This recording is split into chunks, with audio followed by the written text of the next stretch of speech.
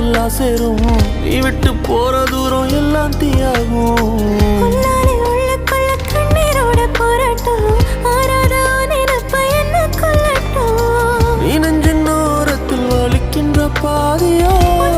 கவிதையில் நான் இனி இல்லையோ ஆயிரை மனதினை அறிந்தவன் எவனோ நீ அறிவாயின தவித்து நின்றேனோ நான் உனதில்லை என்றால் இருக்கவா உயிரே உனதாய் நான் பெருக்கவா